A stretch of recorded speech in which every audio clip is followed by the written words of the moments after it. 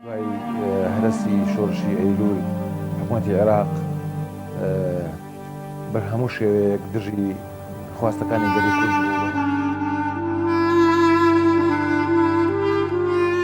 دکتۆر ئەبووبەکر خۆشناو سەرکردەیەک لە مێژوو، پیاوێک لە شۆڕش و زیندان و پێشمەرگایەتی و قەڵەم، تێکۆشەرێک پڕاوپڕ لە هیممەت و دڵسۆزی و وەفا بۆ گەلەکەی و یەکێتیەکەی. سەرکردەی کۆچکورد و ئەبووبەکر خۆشناو لەلایەک هەڵوێستی شۆڕشگێڕی و بیری نەتەوەیی و نێخوازی لە دیوێک پێشمەرگەیەک بۆ درێژە پێدان و ڕۆشنکردنەوەی خەباتی شاخ و شار و زیندان. ئەوی ڕۆژێ درەختێک بوو لە سەوزایی و گەیشتن بە ڕێبازێک کە یەکێتی قوربانی بۆدا، ئەویش ئازادی و سربەخۆیی و حکومڕانی خۆبەخۆیی بوو. پیاوێکی تێکۆشەری کۆڵمەدەر لە خەباتی ژێرزەمێنی سەخت کە ئەو کاتە فاشستەکان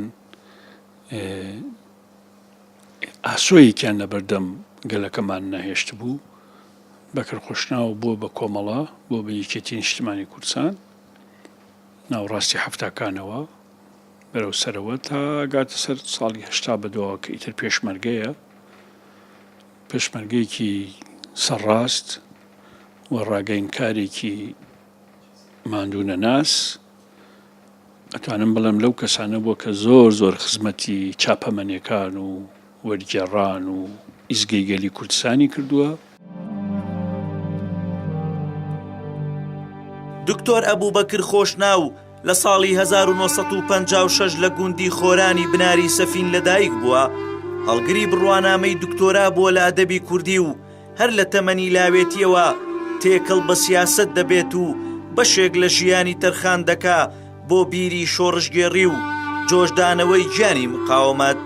سەرکردەی کۆچکردوو لە ساڵی 1970 دەبێتە پێشمەرگە و لە ڕاگەیاندنی شاخدا ڕۆڵی بەرچاو دەگێڕێت و قەڵەمی بەڕشتی دەخاتە خزمەتی بزوتنەوەی ڕزگاری خوازی گەلی کورد و شۆڕشی نوێ. ساڵانێکی زۆریش سەرنووسەری ڕێبازی نوێ بووە، یەکێکیش بووە لە دامەزرێنەرانی یەکێتی نووسەرانی کورد لە شاخ. لە ساڵی 1993 بە ئەندامی سەرکردایەتی یەکێتی هەڵبژێدراوە. ساڵ بە ساڵ ڕۆژ بە ڕۆژ زیاتر گەورەی باوکمان بۆ دەرەکەوێ، ئەمش بەوەیە کە لە کۆڕووکۆبوونەوەکانە لە دانیشتنەکانە زۆر بەسەرهاتی باوکم دەجێڕنەوە بە چاکە وەسفی دەکەن. ئەوە بۆ ئێمە سەروەرێکی گەورەیە و ئێمە وەکو بنەماڵەی دکتۆر ئەبووبەکر خۆشناو درێژە پێدەری ڕێبازی پیرۆزەکەی دەبین کە ئەوش ڕێبازی جەناوی مامجەلال و ڕێبازی یەکێتیە. دەربارەی تێڕوانینی خۆیان لەسەر بازاڕی ئابووری سۆسیالیستی محازرێکی اقتصادیان پێشکەش کردین. دکتۆر ئەبووبەکر خۆشناو بەهۆی دڵسۆزی و لێهاتوویی و توانایی لە ڕووی فکر و سیاسی و هەم سەربازیش چەندین ئەرک و لێبسراوێتی لەسەر ئاستی ڕێخستن و فەرماندەیی پێدەست پێدرێ. ماوەیەکیش لێبسراوی مەڵبەندی هەولێر بووە و لە چەندین ناوەند و ئۆرگانی دیکەش بەرپرسیارەتی هەبووە. لە بواری ڕووناکبیریشدا خاوەنی 38 بەرهەمی بە پێزە لە نووسین و شعر و وەرگێڕاندا. سەرکردەی کۆچکردوو لە ڕۆژی 25 حەوتی ساڵی 2011 بە نەخۆشی کۆچی دوایی کرد و مێژوویەکی پڕ لە شانازی و زێڕینی لە خەباتی ڕەوای گەلی کورد بۆ خۆی تۆمار کرد. کوردوعەلی گەلی کوردستان